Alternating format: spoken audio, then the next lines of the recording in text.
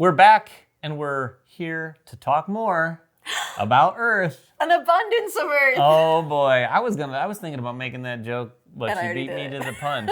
Yeah, we had a piece a few weeks ago that had the news and mostly speculation on our part. Mainly just our theories. Although, yeah, we had a few cards digitally. Now we have all the cards. Lots of cards. In person. We have all the components actually here splayed out, at least all the components in the prototype that they sent us. I don't know if there will be more. I don't know if there'll be less. We do know they're making some changes, but we're here to talk about what is actually in Earth Abundance and put to rest any question about our speculation. There you go. But we should say, too, this is still in prototype. Yes. And it's going live on Earth Day. So things could still change between now and then. Let's not hold us to anything too tightly. But super cool stuff. So one of the big things is that this is now going to be for 6 players. So usually you could play Earth with 5. It gives you another player board and a new player color, which is pink. Yes. My favorite color. So that's very happy exciting. about that. Plus, it comes with these overlays because the new board incorporates some of the things that are going to be found, namely the seeds in the game.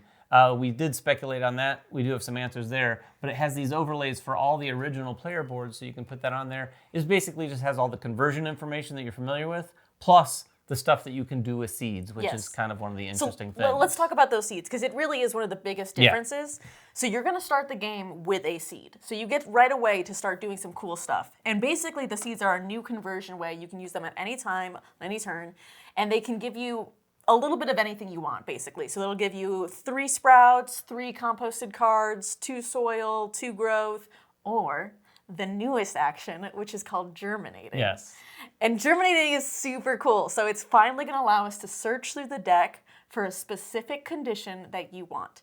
So it has a whole list of what all the endgame scoring conditions are that you can choose from, but most of the time you're going to do this for like a fauna card that says like, hey, you want to get fauna with locations in the name? Oh, I didn't find any yet, but I'm going to use my seed, germinate, and I'm going to look through the deck until I find a card that has a location in the name. I will pick the first one. I don't get to choose my favorite, just the first one.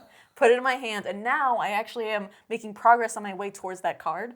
Or I could do it for any of the other cards, right? I could do it for any of my like ecosystems or terrains that I have.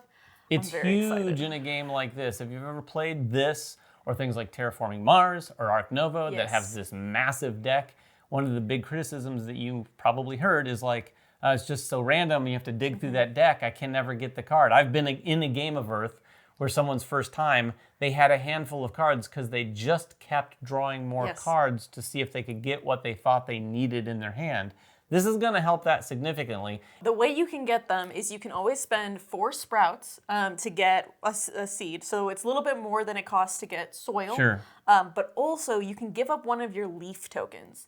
So this is permanently giving it up, meaning I can't score it for one of the fauna objectives. So I'm basically giving up on one of the objectives so that I can get a seed and possibly use it to get a different objective more quickly or to do something better with my engine. But it is like a trade-off for how you're getting them. Yeah, I could see people maybe giving up on more than one of their leaves to do that, to get some seeds, to really try to play with that new design space of the game. And there are a lot more cards. We're not going to go through all the cards and show you each and every card here. We are going to have content up on the channel. We are going to do a full playthrough, or at least a round 1. We'll play a lot. Emily will probably make us play the entire game. Yeah, I will. But if we play it 2-player, it could go pretty quickly, I think. But we're going to play the whole game with the Abundance expansion. Yep. But all the cards you can see here, there are all types involved. They've got some adorable little critters that you saw on our other video. Yes. But how many cards of these do they have? I don't know the exact number, but what is interesting is though they have, the objectives where it says like a card with a location in the name. It says the percentage of how likely that is to come in with the deck. They actually took that into account when printing these new cards. So those percentages are still going to make sense with the base deck. Whoa. Isn't that crazy? That is crazy. That's hard to even imagine how that was possible. Exactly. It is. I am in awe of Vex for doing this. Like, it's super cool. Plus, those ones that have a really low percentage, now you can use those seeds to germinate and still get those ones that are even harder to do by searching through the deck. Yeah, by the way, speaking of Maxime, the designer of the game, recently did an interview with Paul over on Gaming Rules. So if you want to check that out, do check that out because they have some information on the game there. that was pretty exciting. I've never met the designer. I know Connor very well. Was Connor on there? Connor was on there, yes. But it was really interesting to hear his thoughts on it. But we, like you said, we have different types of all the different ones of the cards. Some of the biggest things about the new cards, though, is that there's going to be player interaction now. Yeah. So we talked about how, like, in the original Earth, people were saying, like, sometimes you get so focused on your own thing, you really don't have a ton of player interaction. This will add some into it. None of it is really take that, though. I'm not making your board worse. I'm just benefiting off of other people, or I'm giving you things. Yeah, it's like you could take a really good action, but everyone else is going to get this or that. So like the one we have up is Foxglove, and it says it's a red ability. On my turn, if it was in my tableau, I would get 4 soil. Pretty darn good. But everyone else at the table would get 2 sprouts. Now these sprouts, the sprouts are a little bit different than they were before. This is almost as big as the seeds, in my opinion. Yes. This difference. Well, because they're going to be used too to get the seeds. Yes. So the sprouts now, even if you don't have a flora on your board that could use sprouts, you can still put them in reserve on your player board. Yeah. So this is nice because now you can start taking that water action that gives you 6 sprouts way early in the game because you don't even need to have spots to put them. You can just put them on your player board. The thing is, you don't want to keep them there forever because at the end of the game, they're going to be worth they're nothing. Nothing unless you can put them on cards. However, they can still be used to get soil or to get these new seeds. So they're like the new in-game currency that already existed, but now it's even more free-flowing because other people can give them to you with all of their abilities, which is pretty cool. Yeah, that is really cool. One other little change I thought, well, that's interesting. And Emily, of course, the Earth expert, schooled me on why this is significant, is it's now 11 points if you trigger the end of the game. Yes. And it was 7 before? It was 7 before. And you're thinking, that's just 4 points. What's the big deal there? But because they actually really wanted to make sure that this new expansion was even going to be faster than the original game, you're thinking with 6 players, more cards, oh my god, this is going to be such a long game. Earth is not usually long, but this 11 points too, because the ending is player driven, you're now even more incentivized to say well, I could get more points by doing more actions, but 11 points. Yeah. That's a big chunk of change, it's actually. It's just enough difference to make it go, you thinking twice about it compared to 7. Yeah, exactly, because there are more cards that you can combo the right way to get 7 points, but 11, and also knowing the psychology of otherwise my opponent might get that 11 points. Sure. I don't think I want to let it go around. Swing. Yeah, the whole table before that 11 points to go to somebody else. All right, Emily, is there anything else that you want to say about Earth Abundance? Yes, okay, 2 more things.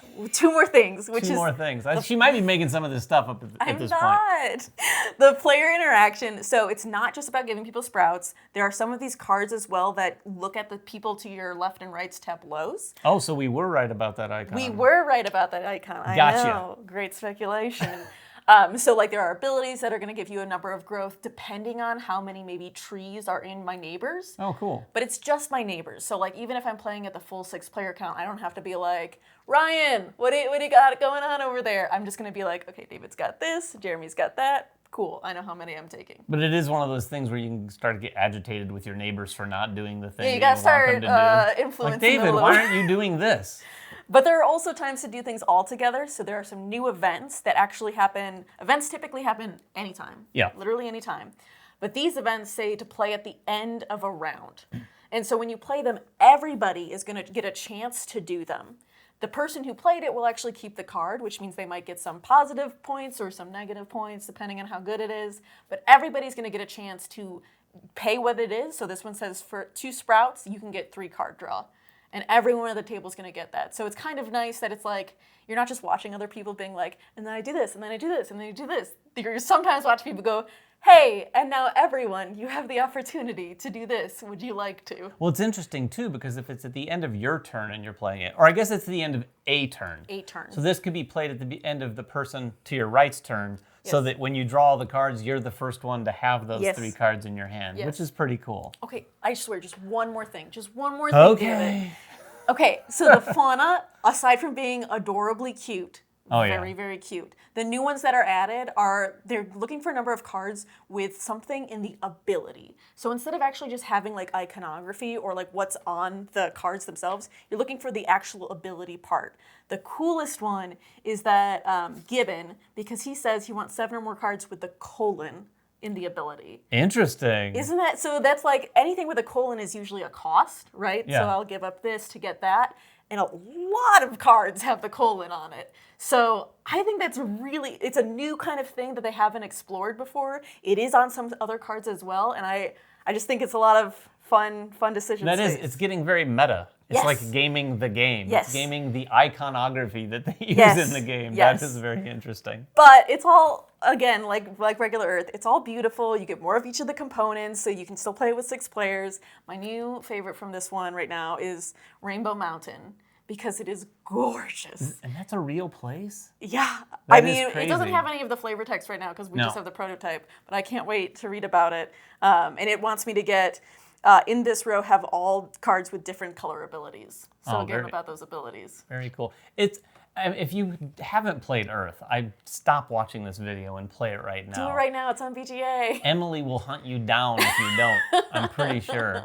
But if you have any more questions about abundance, I can promise you that Emily will get in the comments and answer everything. She'll do a better job than I will, that's for sure.